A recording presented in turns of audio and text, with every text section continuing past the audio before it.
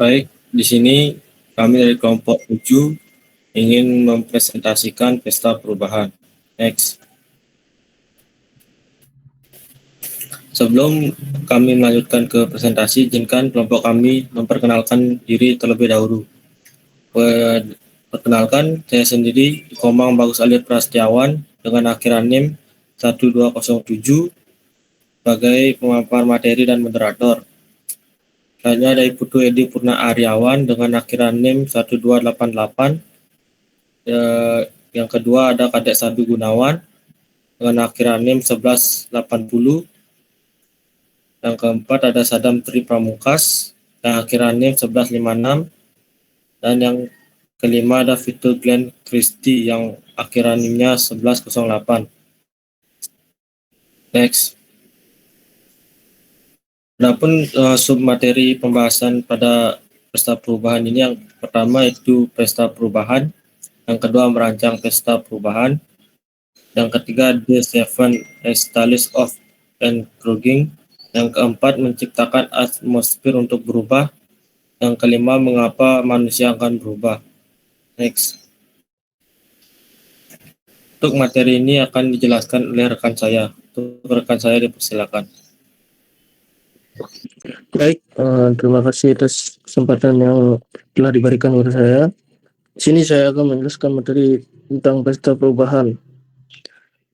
Setiap orang memaknai setiap perubahan berbeda-beda. Ada yang menganggap bahwa perubahan tersebut merupakan suatu pesta yang harus diterima dan dirayakan oleh sukacita. Dan ada pula yang menganggap bahwa perubahan adalah suatu bencana yang ditakuti dan ditolak keberadaannya. Mungkin ada benarnya bahwa masyarakat tradisional lebih cerdas memaknai perubahan.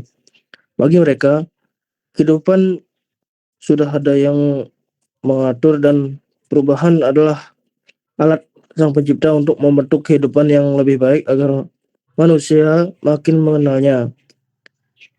Bisa kita contohkan orang-orang Hindu di Bali ketika terjadi ledakan bom di depan Pedis Cafe di Pantai Legian, mereka tidak membalasnya dengan amukan. Kendati hidup mereka tiba-tiba berubah menjadi serba sulit. Orang-orang Bali tetap bersyukur dan menggelar ritual-ritual keagamaan dengan pakaian warna-warni dan musik ritual. Baik, sekian presentasi dari saya, akan dilanjutkan oleh rekan saya.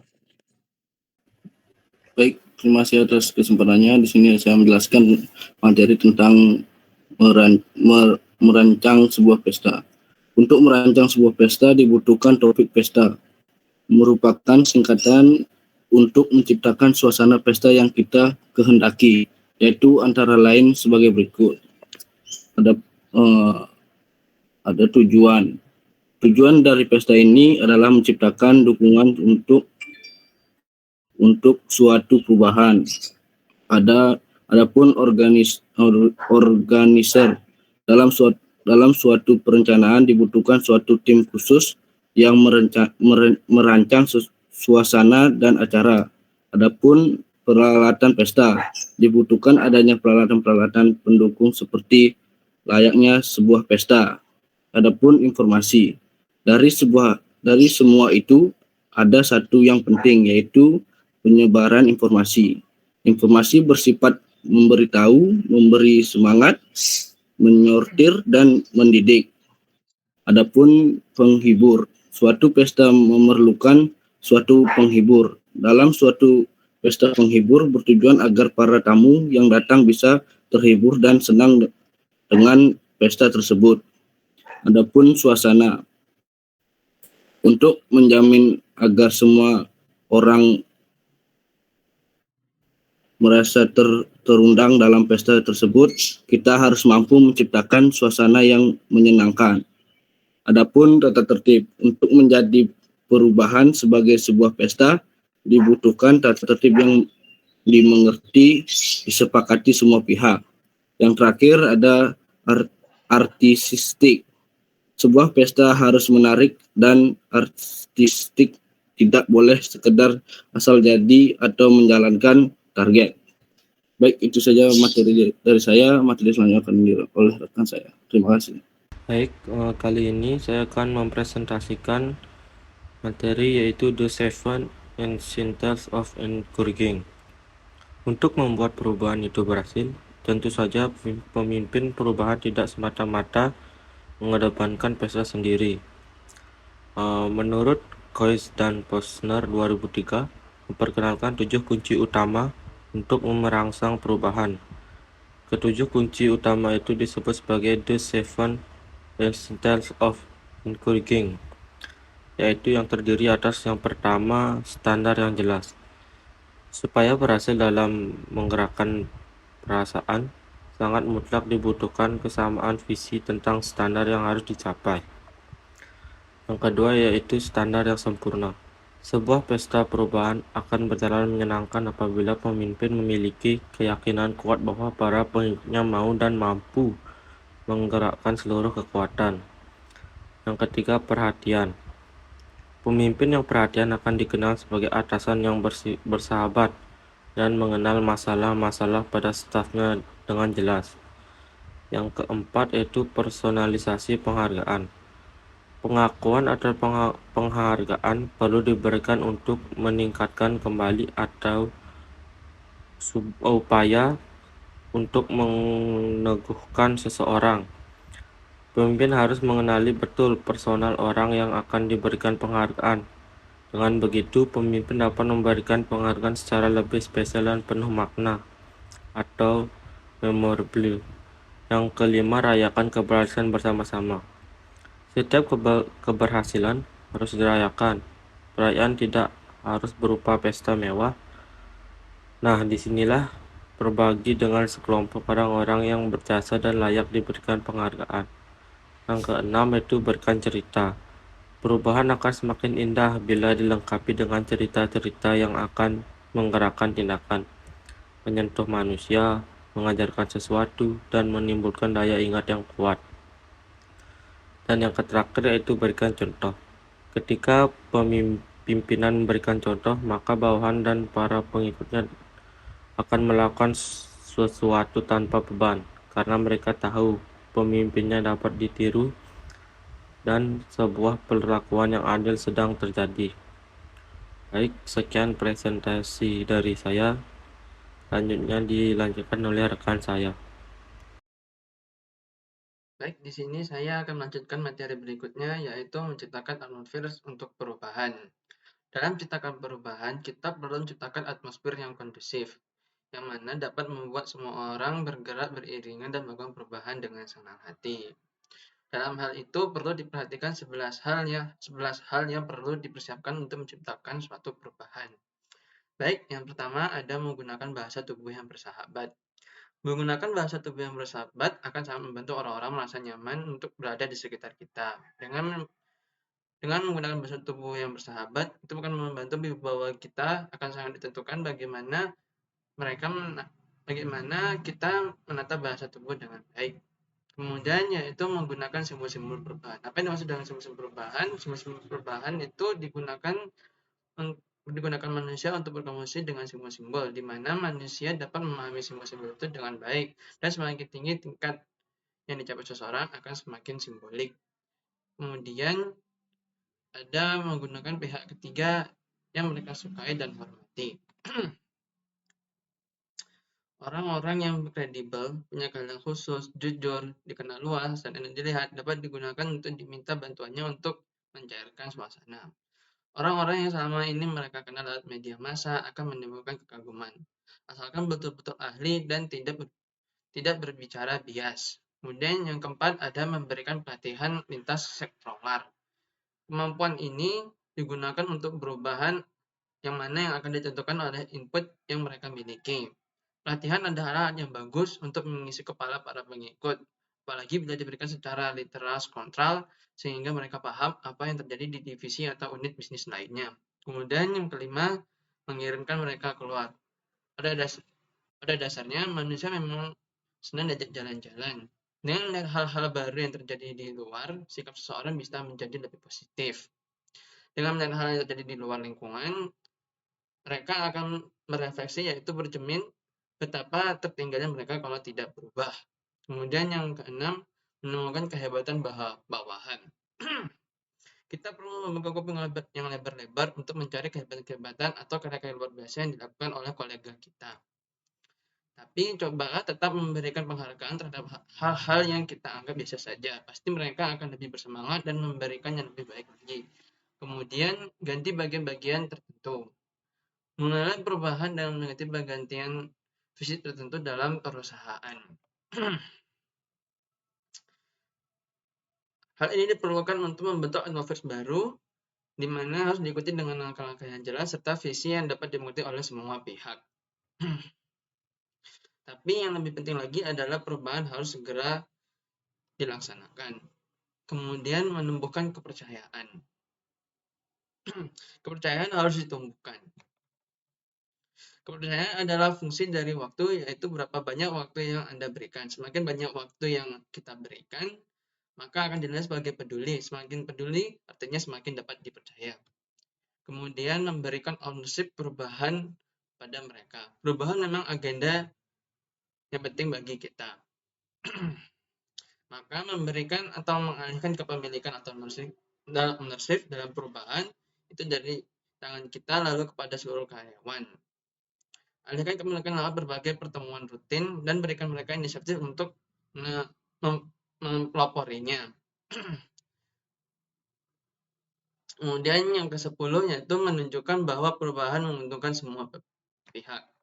Pemimpin di mana pemimpin harus mampu menunjukkan kepada semua bawahannya bahwa perubahan itu akan berhasil dan akan memberikan manfaat untuk mereka semua. Jangan hanya menggunakan perspektif perusahaan atau alasan, melainkan gunakan perspektif bersama.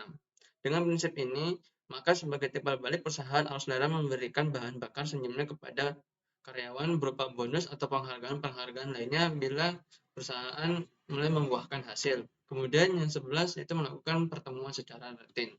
Pertemuan yang secara rutin ini akan efektif dan menyenangkan dan memperlancar arus, serta mengambil keputusan-keputusan yang harus segera ditindaklanjuti. Dengan berorientasi pada informasi dan keputusan, perubahan dapat lebih terkendali.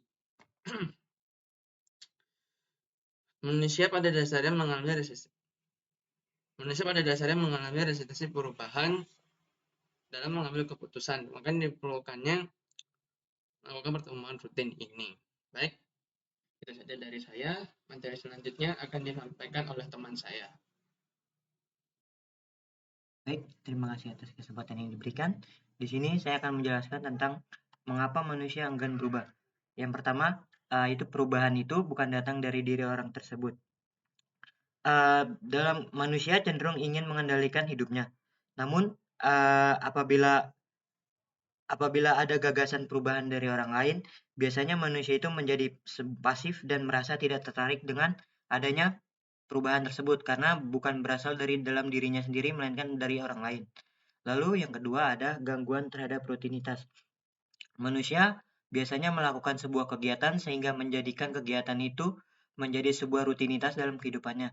Namun apabila ada suatu perubahan, jika manusia ingin berubah, biasanya perubahan itu akan mengganggu terhadap rutinitas yang biasa ia lakukan dalam kehidupannya sehari-hari.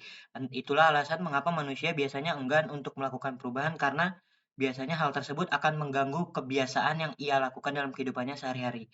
Lalu berikutnya ada perubahan menimbulkan ketakutan. Perubahan menimbulkan ketakutan yang baru.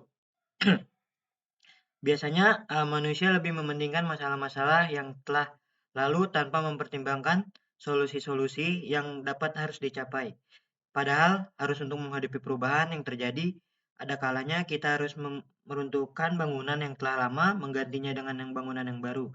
Tapi kebanyakan manusia hanya merenovasi bangunan tersebut agar terlihat lebih baik. Dalam arti sebenarnya, seharusnya manusia dapat melihat hal-hal baru dan mencari solusi tanpa melihat masalah yang lalu. Melihat masa lalu hanya oleh dilakukan apabila ada alasan-alasan tertentu. Lalu yang selanjutnya adalah tujuan perubahan tidak jelas. Biasanya hal ini didasari karena tujuan untuk apa manusia itu untuk melakukan sebuah perubahan, untuk apa manusia itu harus berubah jika suatu tujuan dari perubahan ini tidak memiliki suatu tujuan yang jelas, biasanya manusia itu enggan untuk melakukan perubahan. Lalu berikutnya ada perubahan menimbulkan rasa takut kegagalan.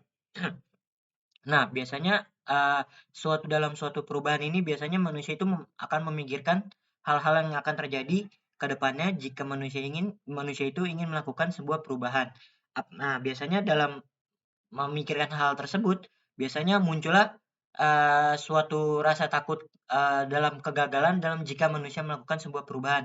Itulah alasan mengapa manusia terkadang takut melakukan perubahan, karena biasanya munculnya rasa takut kegagalan dari perubahan yang terbaru tersebut. Lalu berikutnya ada pengorbanan yang diberikan terlalu besar. Biasanya manusia enggan berubah karena pengorbanan yang diberikan oleh manusia tersebut atau orang tersebut biasanya terlalu besar. Biasanya manusia jika sudah terlalu puas dengan apa yang biasa mereka lakukan ketika kehidupan sehari-hari, lalu mereka ingin melakukan sebuah perubahan, maka biasanya ada suatu pengorbanan yang harus dilakukan oleh manusia tersebut. Nah, biasanya manusia ini terkadang enggan memberikan suatu pengorbanan yang terlalu besar dalam melakukan perubahan. Itulah alasan mengapa biasanya manusia enggan juga melakukan perubahan. Lalu yang berikutnya ada sudah sangat puas dengan kondisi sekarang. Nah, biasanya ini mengapa alasan manusia? Biasanya manusia ini sudah terlalu bisa dibilang manusia ini sudah terlalu terikat dengan zona nyamannya dalam kehidupannya sehari-hari, sehingga jika seorang manusia keluar dari zona nyamannya, biasanya manusia akan memiliki suatu pemikiran-pemikiran negatif apabila hal-hal yang terjadi apabila manusia tersebut keluar dari zona nyaman yang biasa ia lakukan. Makanya biasanya manusia ini memikirkan terlebih dahulu apakah jika dia meninggalkan sebuah zona nyamannya tersebut, apakah akan berdampak positif atau negatif bagi dirinya sendiri. Lalu berikutnya ada pikiran-pikiran negatif. Nah, pikiran-pikiran negatif ini bisa mencakup dalam sebuah ketakutan, bisa juga mencakup rasa takut kegagalan, maupun biasanya juga menyangkut tentang pengorbanan yang diberikan terlalu besar. Lalu berikutnya ada bisa juga mencakup dengan terlalu terjebaknya manusia di dalam suatu zona nyaman dalam kehidupannya. Itulah alasan kenapa manusia biasanya enggan melakukan sebuah perubahan, karena akan muncul pikiran-pikiran negatif dalam kehidupannya jika manusia tersebut melakukan perubahan. Lalu yang berikutnya ada para pengikut tak punya respect pada pimpinan. Biasanya hal ini terjadi dalam sebuah perusahaan jika suatu pimpinan tersebut tidak memiliki kredibilitas atau kemampuan untuk memimpin para bawahan tersebut dalam menghadapi sebuah perubahan. Oleh karena itu biasanya para bawahan tersebut kurang memiliki rasa respect terhadap pimpinan karena kegagalan yang ia hadapi, kegagalan yang dia lakukan ketika sedang melakukan sebuah perubahan. Lalu berikutnya ada kecemasan seorang atasan. Kecemasan seorang atasan ini biasanya terjadi kepada seorang atasan di perusahaan ketika ia melakukan sebuah perubahan. Misalnya saja seperti contoh sebuah perusahaan ingin melakukan suatu kegiatan sebuah perubahan dalam bisnis plan-nya tersebut. Nah, jika biasanya seorang atasan itu akan memikirkan bagaimana hal yang akan terjadi jika perusahaannya ini mengganti bisnis plan atau mengganti target pasar yang akan dituju. Biasanya karena dengan kecemasan tersebut seorang atasan akan memikirkan bagaimana apabila yang terjadi jika mereka kehilangan biasanya target pasar yang biasa mereka capai kepada target pasar yang baru, terjadinya ketakutan, takut kegagalan dalam dunia bisnis. Lalu berikutnya ada perubahan bisa berarti kehilangan sesuatu. Dalam artian ini, biasanya perubahan ini biasanya melakukan sebuah suatu hal yang baru atau perubahan ini melakukan suatu hal yang baru.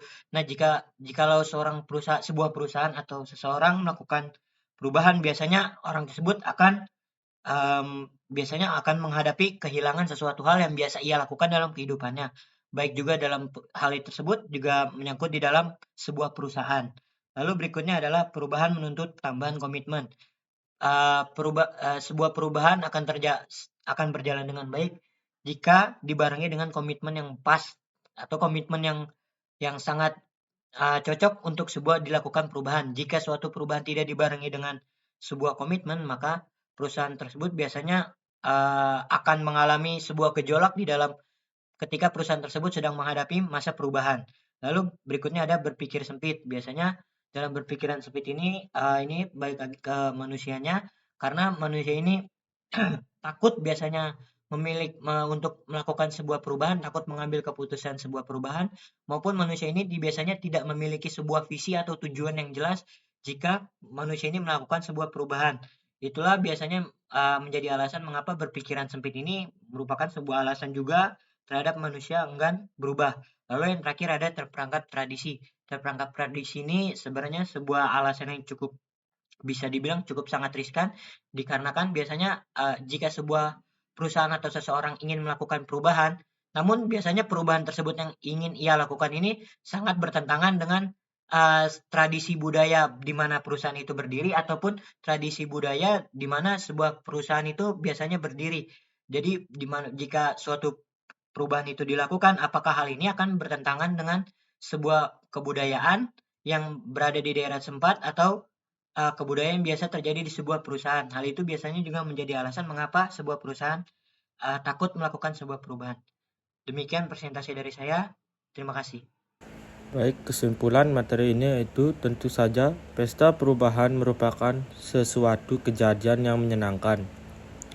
Maka dari itu, untuk menjalankan pesta yang menyenangkan perlu mempelajari dan mengatasi hal-hal yang diperlukan untuk menciptakan suasana atau atmosfer pesta yang sejuk, namun tetap bersemangat untuk menggalang suatu perubahan. Sekian presentasi dari kelompok kami. Saya aturkan Paramasanti. Om Santi Santi Santi Om.